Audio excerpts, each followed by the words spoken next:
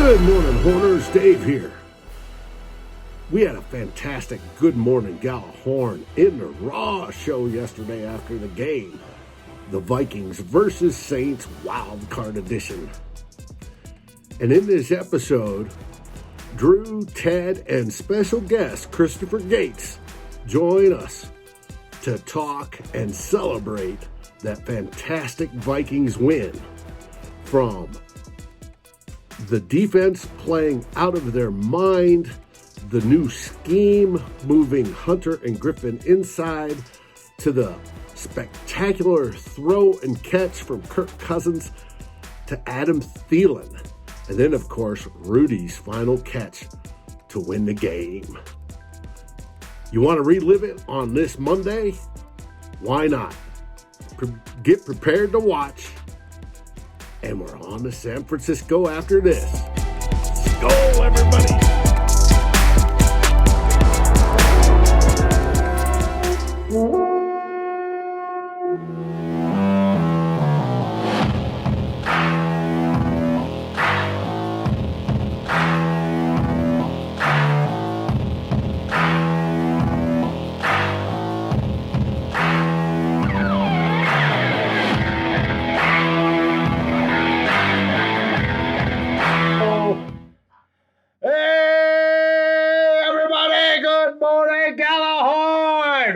In the Raw, we have with us today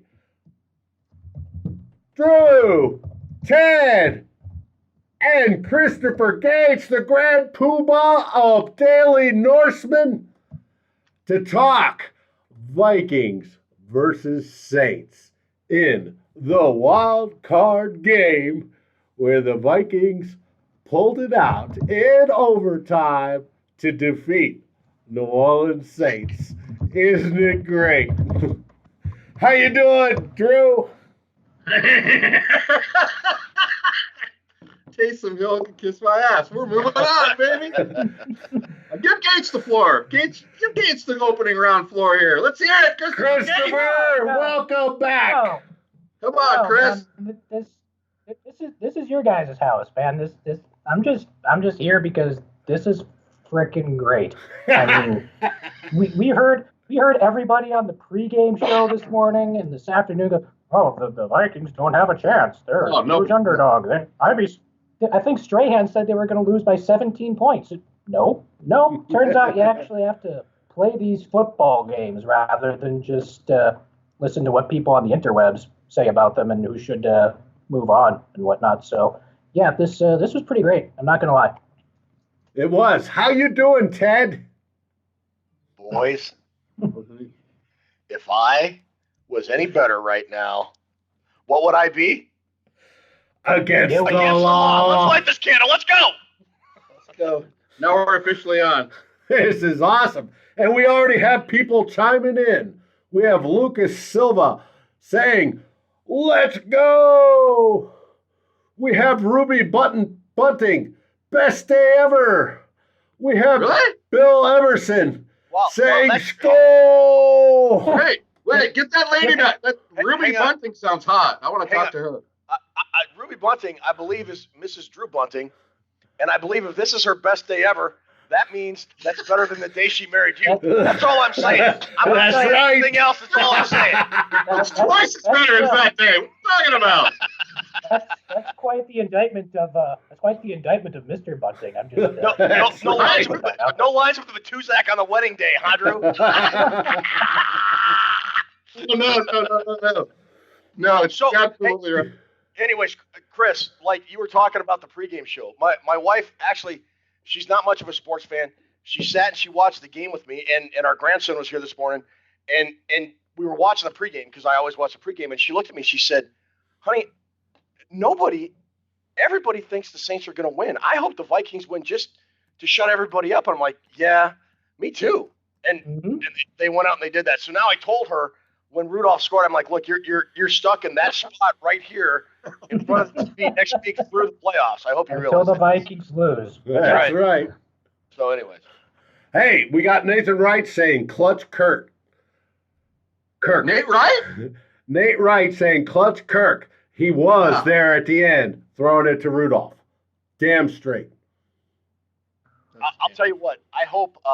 The one thing that bothered me the most about. Sorry, I'm laughing. Ruby says way better. This game was way better than marrying Drew. I'm not even going to question that either. One thing that really bothered me about this whole thing, coming into this game, was this narrative about Kirk Cousins. And if there's one guy I'm happier for than just about anybody else in the Minnesota Vikings right now, it is Kirk Cousins, who took that opening drive in overtime, made that ginormous throw to Adam Thielen, and then that huge touchdown throw to Kyle Rudolph to end the game. Couldn't be happy for him. Well, and then I was saying, is that the best throw of Cousins' career as a Viking to this point? I would be hard pressed to say it's not. I mean, given the circumstances and the situation and the place, that's the biggest throw of Kirk Cousins' Minnesota Vikings career. That's the biggest throw of Kirk Cousins' career. Easily. Yeah. And I agree. And he nailed it. When you consider the moment, it almost has to be. Not even both the Redskins and the Vikings. That's the biggest moment of his career. And it was only topped by the pass into Rudolph. Because they didn't run it in. Cousins had the drop in the long dime, and the pass that was beautiful to Rudolph where only he could get it. So Cousins got the double dip. And I know that's not his first double dip because he went to Michigan State. They do a lot of dipping over there. Back when we recorded during the week, Ted kind of called this. This is kind of how he felt this game was going to go. So I'm going to say giving the first game ball to Mr. Glover today. Well, thank you. But also, we were talking about this before we went live, Drew, and you also mentioned getting Dalvin Cook going, and the Vikings had to do that, and they did. And whether Cook opened up the pass or Cousins throwing the ball opened up Dalvin Cook being able to run the ball, they had to control the clock and eat time of possession, and Dalvin Cook did that. The only question I would have about the running game is bringing in Alexander Madison when they did, because he just didn't seem to have a good day compared to Dalvin Cook. No, I thought Madison did okay. But going back to Kirk, and we've had a few remarks since then, and you guys talked, and I posted, this game will, I posted, and I also said on the SB Nation radio broadcast, this game will determine whether Kirk Cousins is who he is, whether he's the guy that can't show under the lights in a big game, or whether he steps it up. And he stepped it up. And that is fantastic. And we have gotten some great response live. You guys aren't seeing me post up the deal. But Eddie Van Halen, Edwin Broadmarkle says, do you like that? Hell yes, baby. Hell yes. What do you think, Drew, of, since you are the probably most rough critic of Mike Zimmer, what do you think of that game he called on the defensive side? I'm not a rough critic of Mike Zimmer. We get along fine. I hand this game right to him and say, Mike Zimmer, you did a hell of a job. This is the game plan the Vikings wanted to have, at least defensively.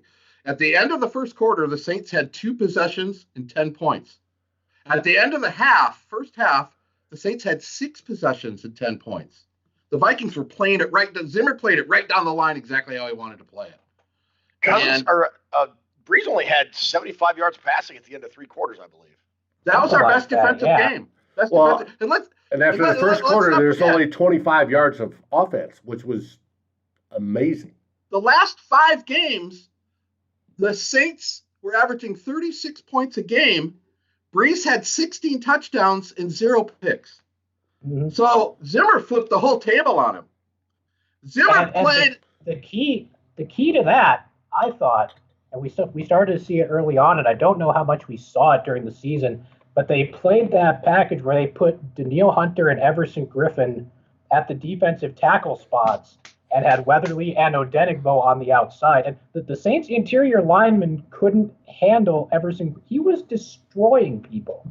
And he was. They couldn't stop him. That was brilliant. They stuck with it for most of the game. That was great. I don't know why we didn't see it more during the season, but I mean, we saw it now, and it worked amazingly for most of the game. The Saints kill people between the line of scrimmage and 7 yards out. They kill people all year. The Vikings were doing just enough to make Brees rush that thing. So he was throwing it at guys' feet. He was skipping it. He was just pressured enough where he wasn't coming through, and he never got in a groove. Zimmer, fucking big old giant beer from Mike Zimmer today. Well, actually, he drinks wine, but yes. I said on SB Nation radio show that the key would be to get pressure up through the interior. I suspected, double-A gap linebacker blitzes.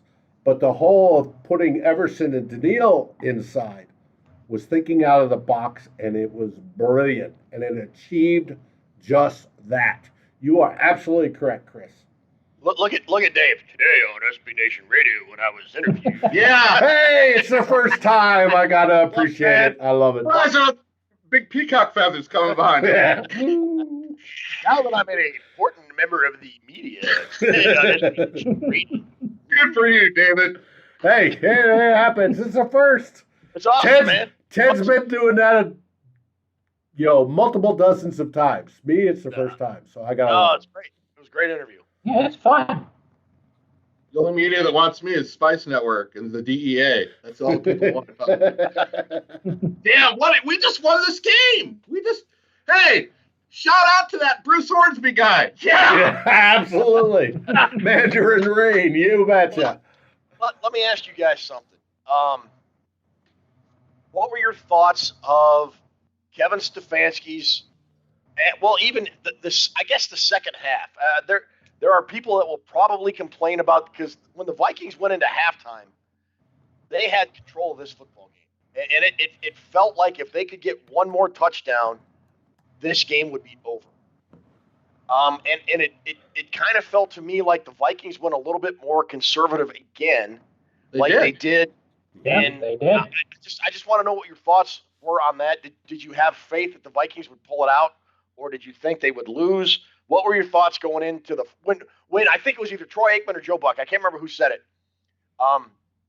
Said right when they started the fourth quarter, they said, "Hey, the last time the Vikings met, or the last time the Vikings and Saints met in the playoffs in 2017, the Vikings had a 10-point lead going into the fourth quarter." And I thought, oh, that's right.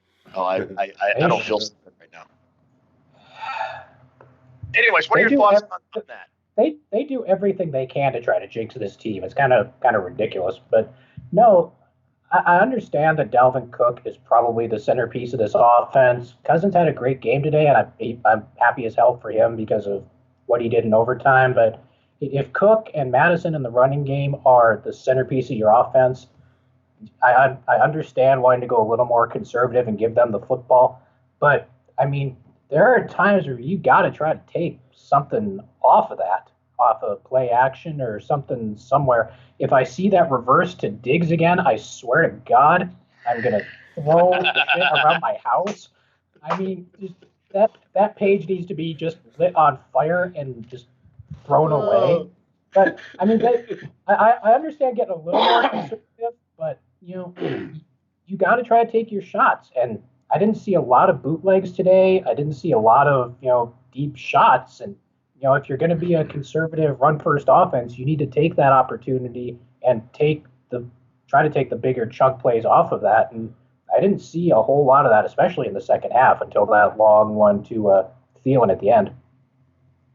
No, I agree. They look like they went conservative. And I was saying on our group in Twitter and on Facebook that they got to keep the pedal to the metal. They can't do this. And what does it cause? It causes cardiac issues and me to drink more beer. I think Chris summed it up perfectly there. I will add this by saying the Vikings are the most bipolar team in the league. At least that's how they treat me. Bingo. They were conservative much of the second half. And then when they get the kickoff in overtime, the other bipolar part said, Stefanski, just like we were throwing it and we threw that long, it was the complete opposite of what I thought he was going to do. I thought we were going to go 3 and out. So I'm not happy with some of that conservative play calling in the second half because when Brees fumbled and we took the ball with 4 minutes, that's when you close the game out. You get a couple first downs and you close the fucking game out. Yes. You don't give it back to him. But the play calling in overtime was, I mean, maybe that wasn't even the play call. Maybe it was Kirk saying, "Fuck it, I'm going deep." I don't know, but I would like to see him step on the gas a little more, Stefanski, in the second half, guys. I'm still not I don't want to downplay the win, but way too conservative a lot of times. Do you guys remember when it was mid or late third quarter and they showed like the sideline camera shot of Stephon Diggs really visibly upset? Mm-hmm. Yeah. And kind of it was Dalvin Cook and then Kirk Cousins, and I'm glad they showed that shot of Cousins coming up to him and Diggs going, "Yeah, okay, I got you, dog," or whatever it was he said. They kind of smooth things over, whatever. I wonder if Stefanski wasn't calling those shots and Kirk wasn't just trying to not make a mistake, because there was that point. There was that one drive in the third quarter. It might have been it was the fourth quarter. I can't remember when it was. I'm whatever. They had a near interception and then a near fumble on that would have been returned for a touchdown had Reef not been called for a false start. And then they did that draw play to Abdullah. It was like 3rd and 18 or whatever. And I tweeted out, no offense or whatever it was I said, but I couldn't be happier that they just decided to get off the field and not, because that drive was disastrous. And then you had in the fourth quarter, they had that run to Cook that was it was reversed. It was a fumble that was called a touchdown, but his knee was down and it was reversed. So I wonder if part of that wasn't Kirk just deciding, I don't want to make that game changing mistake that Keenum kind of did 2 years ago in this very game or in the NFC Championship. I don't know what your thought, because there were times it looked like both Thielen and Diggs were wide open, and Kirk chose the check down to just get yards and get a first down and keep the chains moving. But that's just my thoughts on that. It was also Kurt Warner's thoughts. Did you see pregame his little breakdown? No. There's a lot of times when Kirk Cousins checks down and guys are running and the receivers are running wide open. And this is not certainly the show to start bashing Kirk, but I think if he looks downfield, he could have some success that's there that he doesn't take. Now, why he's dialed into that check down, that's just his thing. But he did it again. He did it today. Is it the way he's being coached, where he's taught to look short to long as opposed to long to short? Or because I thought a lot of quarterbacks have been taught to look for the deep stuff first and then bring it back. Is he being told to look for the shorter stuff first? Or but the play, he did play action and then he took a sack. It was towards the end. I mean, I think it was on that last drive that Ted might have just been talking about. And he took a sack. He play action and rolled out and looked like he was going to go deep. Mm-hmm. Yeah. My wife says, "Dude, there's 2 receivers running open. Why doesn't he pull the trigger?" And I said, "Well, see his vision downfield. If he could just look downfield, I think he could have even more success than he's already having." But I'm not going to bash him for today. We paid a bunch of money for a guy. Kirk Cousins won this game for us, man. He did. He absolutely 100% did. And if anybody wants to sit here and say, "Well, it was Dalvin Cook," or "Oh, it was the defense," or "Oh, it was this," or "Oh, it was that," look, if you want to say the Vikings win as a team and lose as a team, that's fine. If that's your consistent take about this team, that's cool. Right. But there are so many people that say it's Kirk Cousins' fault when they lose. All right, fine. If you're that person, then shut up and admit it was Kirk Cousins that was the reason that the Vikings won this game today. And I'm not saying this guy is in this program, but it rhymes with Schmave Maspato. 23 for 26. I'll never forget it. 23 of 26. Ripping on fire. Absolutely. Kirk Cousins today. Teddy goes 8 for 40, and he's the Prince of Bel Air. I don't get it. How was Kirk today? Kirk was 19 for 31, which wasn't great, but for 242, 7.8 yards average, the 1 TD to Rudolph, buddy, when it counts, and a 96.4 rating. Generally, this is the first game this year that he has won when he's under 100 on QBR. So he certainly was playing a lot better in the fourth quarter than he was the first. He got better. Yes, I agree. I agree he was there. shaky and tentative, and he was, I don't know what was going on in the first quarter. He looked like he was out of sorts all the way. But you know what? He didn't shell himself. He got back up on the horse, and he fucking galloped, and he got it better, and he made the game better, and he made himself better, and he won the fucking game, dropping that ball to Thielen, then dropping it to Rudy. San Francisco, kiss my ass, Peyton! You are 100% correct, Drew. And the big deal was he did not go into his shell, which was fantastic. That first quarter, though, I don't know whether it might have been what Chris is saying about the game calling or scheming or game planning. He was really reluctant to even throw it downfield at all. And I'm thinking, if the coaches got him that scared, they need to back off and let him fucking play. Let him play. What do you think, Chris? It might be what it is, but we've seen that a lot with a lot of Vikings quarterbacks over the years. I mean, not just with, Cousins. I mean, I think we saw Christian Ponder with a lot of that, where he was overcoached to the point where he was scared to death to make a mistake. We saw it with I'm just saying that I don't know if it's the way the Vikings coach their quarterbacks, because Stefanski has been there since 2006. He was there for Childress. He was there for Frazier. He's been there for Zimmer. And all these Vikings quarterbacks, seems like, with the exception of Favre, who didn't listen to anybody but Favre anyway, so he doesn't count. But they seem like they are absolutely scared to death to make mistakes. I mean, and I don't know what it is, but that might have something to do with it. I'm not saying I'm damn sure not putting Christian Ponder on the same level as Kirk Cousins. No, I know that. And Chris, I was the last Christian Ponder defender on the planet, and that's fine. But I'm not saying they're on the same level. I think you and me died in that foxhole on that Green Bay game. Remember that Green Bay tie? We had a long conversation in the Twitter DMs. I think you and I were the last two Ponder defenders in the foxhole. Be that as it may. Somebody had to shit. I would normally agree with you, Chris. I mean, because you and I agree about almost everything related to the Vikings. Yeah. But the only thing that makes me think that's not the way it is because there has been so much turnover over the years. If you've had one offensive philosophy, if you'd had a Jerry Burns running this offense for 10 or 15 years, I could buy it. But you've gone through so many offensive coordinators, even under Mike Zimmer's tenure. I mean, this is what the fifth guy in 6 years.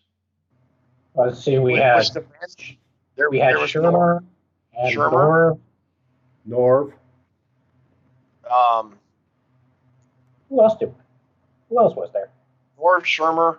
Who was last year? DiFilippo, and now Stefanski. So that's four guys in 6 years. Yeah. I mean, maybe and 7 quarterbacks.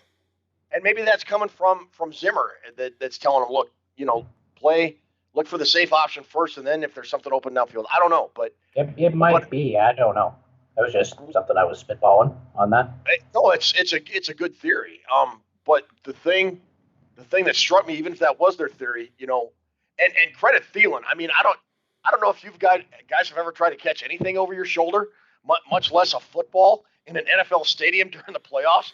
That was, we could say that was Kirk Cousins' biggest throw. That's Thielen's biggest catch of his career.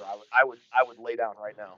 The more I watched it on the replay, the more I was more impressed that ball, that he caught that ball and it didn't skip off the ground. To kind of listen, Bud Grant used to say these football games come down to a few plays on each side, and like Ted said last week, everybody's got talent. Let me throw a little number out there to you, which I think was the difference of the game, and we're all talking red zone. Now the Vikings, the last 3 games, not counting last week against the Bears when they sat the starters, we're talking Chargers, team from Wisconsin, and help me out. There's one more mixed in there. Lions.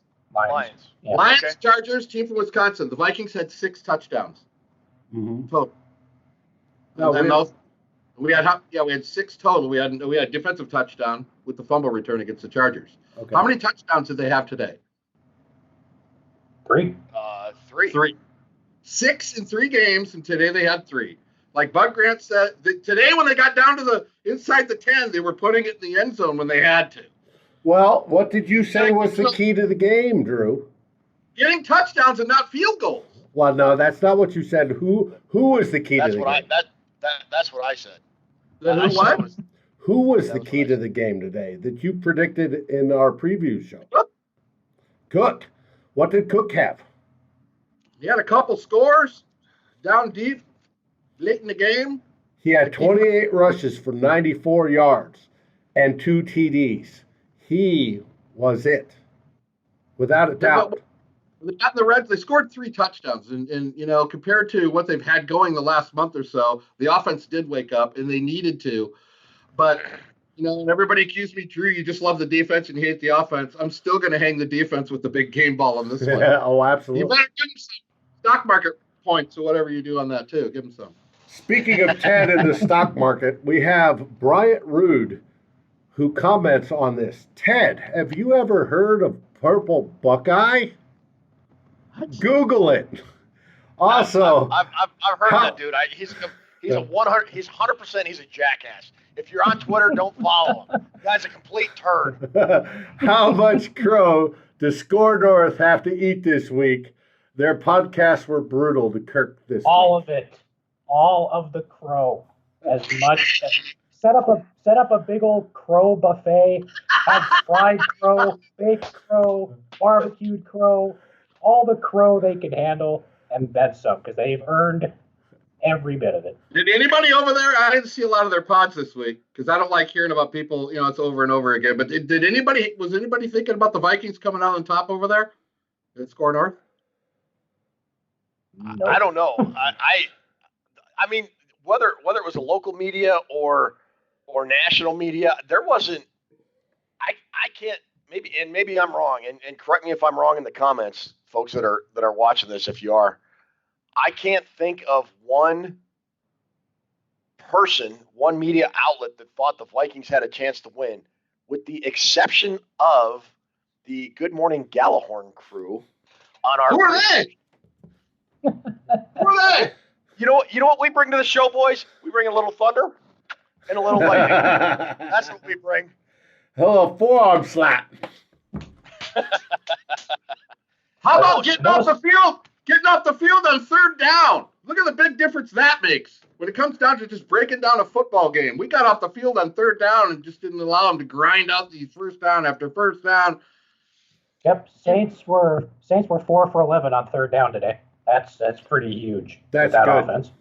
Speaking of defense, we have been. I think just about everybody who's a Vikings fan in the media, whatever, has been hypercritical of Xavier Rhodes this year with fair evidence. With fair evidence, Oh, yeah. I may say.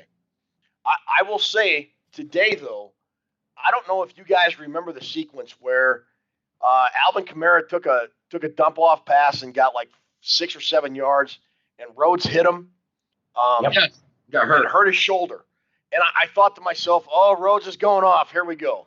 He stayed on the field, and on third down, he broke up a pass to Michael Thomas that got the Vikings off the field.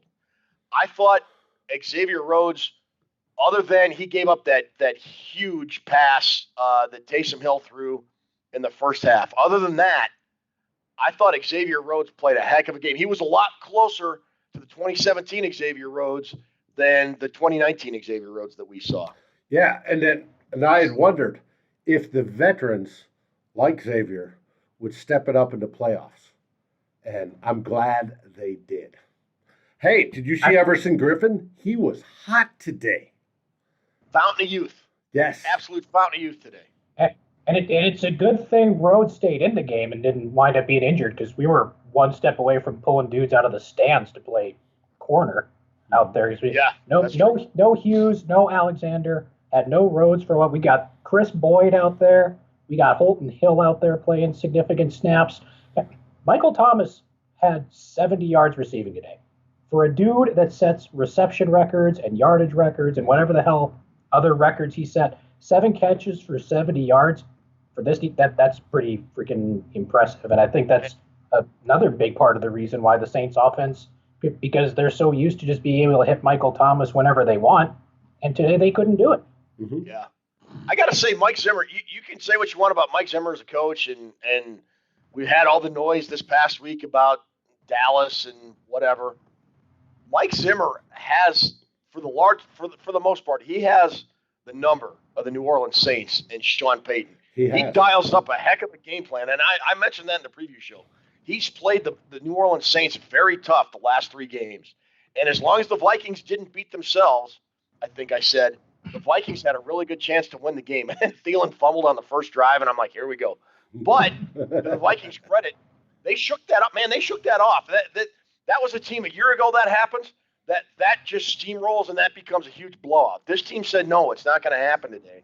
And they played a heck of a football game and figured out a way to get it done. You got to hand it to Zimmer today. This is probably the best defensive game I've seen him call. You're in New Orleans. We all know how hostile that is.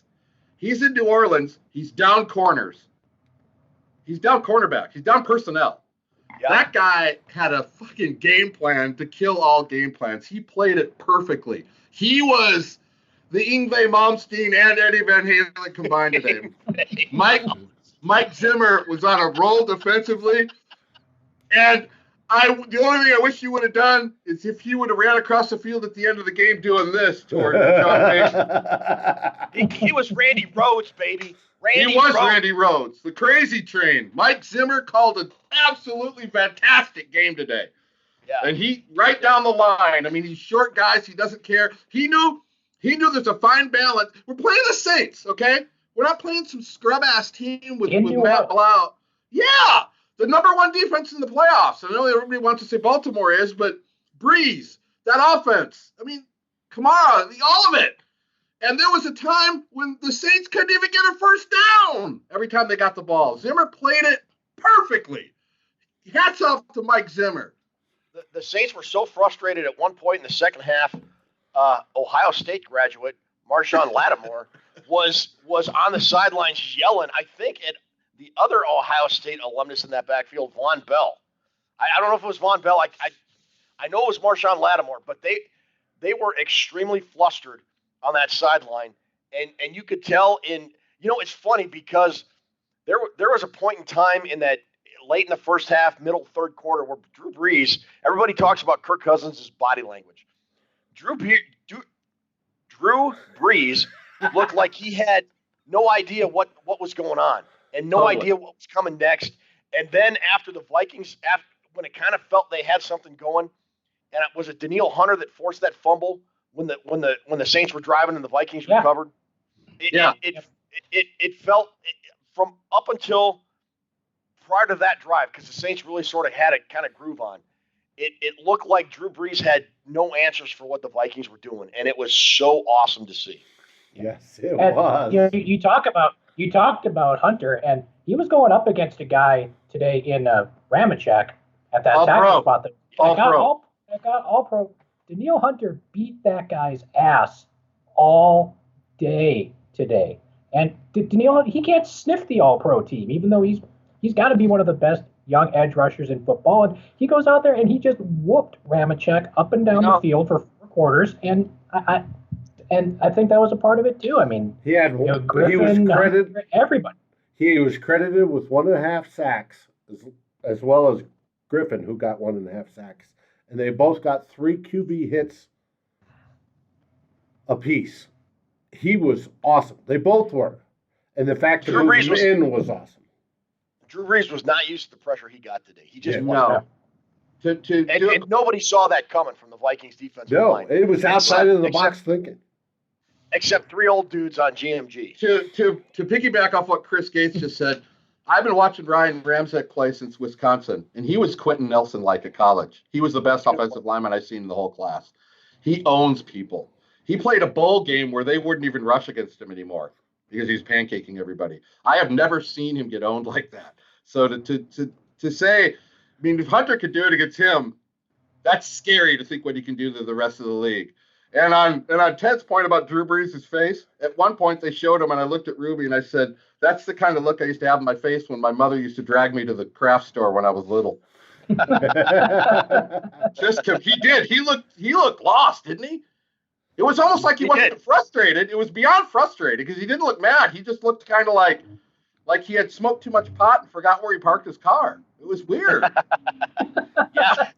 He had there was a large chunk of that football game where the Saints had no idea what the Vikings. It felt like they had no idea what the Vikings defense was doing, and if they did know about it, there wasn't anything they could do about it. I think they were completely flustered by, like Dave mentioned, when they moved Hunter and Griffen inside, and they had the 4 defensive ends rushing, and I think it produced 1, if not 2 sacks.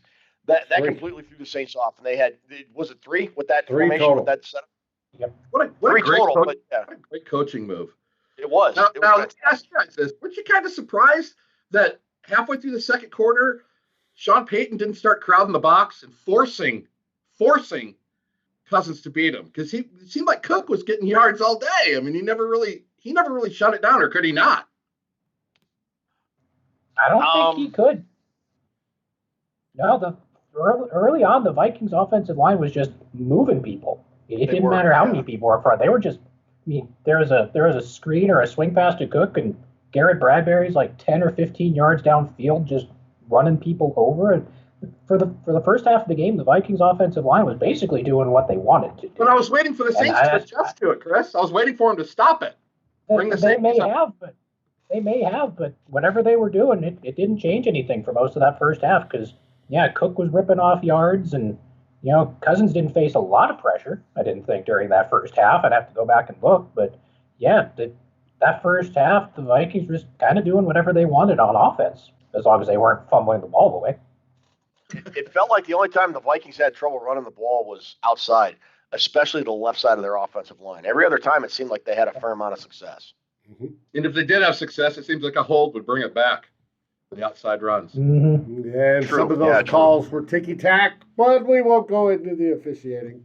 It was a what would they call those? A composite crew where they take best guys from, line judge from this crew and, the whole thing and combine them.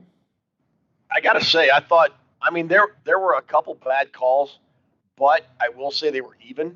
I don't think one team got a lopsided amount of bad calls, and for the most part, they let them play, which most fans want and prefer in an NFL playoff game. I mean, I think if I were to get a game like this every week in the NFL, I would have no complaints. The Vikings got a couple bad calls, but so did the Saints. And I've always said I think these calls even out over time, and I felt they evened out. You can talk about the Thielen's hold that he was called for holding, which is a ticky-tack call.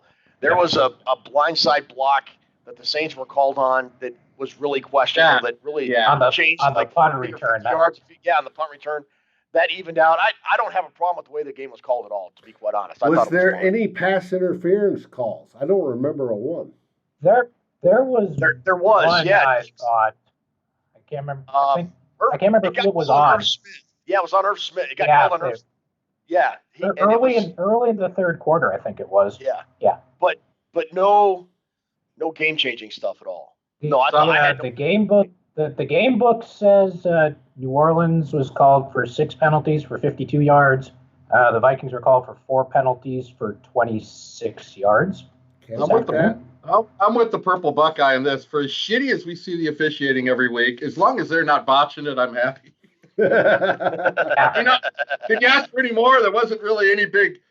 Oh, by the way, David Stefano, O'Neal held that guy in that play. Don't give me this bullshit that he didn't hold. Oh, I thought that was ticky-tack. Oh, come on. But hey, dude. I grew up an offensive lineman, so hey. That happens to Hunter, you'd be going ape shit. Like I said, I grew up an offensive lineman, and there's little things we should get away with, and that was one of them. It was the officiating. I'm with Ted, though. It didn't really. That's what we hope for in a game, is just to stay out of the way, guys. When Thielen made that catch and they marked him short of the first down, Remote almost went through the sheetrock, though. My wife had to say, I go, how in the hell did he mark that ball? How did he mark that ball short? Come on. Speaking of wives, Ruby had a great day, and Purple Buckeye, Mrs. Purple Buckeye did as well. I don't know about Chris's wife. She may be off shopping. Yeah, she's good. And I don't have one, which is fantastic. Anyways. Until you want to do the 5-knuckle shuffle, then you're on your own. Well, that's true. But let's wrap this up. I think that kind of implies that, doesn't it? I mean, Let's wrap this up. That's what she said. Yeah. Yeah! That is a perfect way to end a perfect day. Hey, you know what else is wrapped up? What's you know that? what else is wrapped up? The New Orleans Saints season. They can go the hell home. And you Go know, home. whose eyebrows got raised? That whole Niners staff, baby, because we are coming to Santa Clara, baby. We're coming. 87, Okay. repeat through next game. Yes. What a day. What a great day. Last words, Chris, and thanks for joining us, by the way. I'm happy to be here. I always love hanging out with you guys, especially after a day like today, because this was freaking great. I mean, people like to throw around that nobody believed in us card. Well, you know what? Nobody freaking believed in this team going into this game.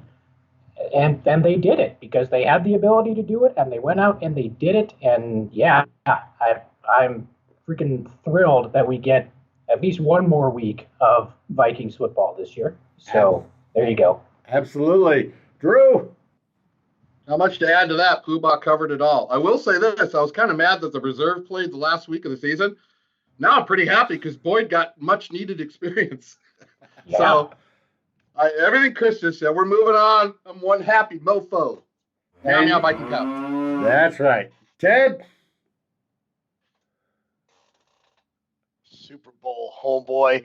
We will see you in Miami. Let's go. Cats on the... Skull, everybody! Next week, Thanks for tuning in, everybody. San Thanks for being Francisco. here. See you for the preview show.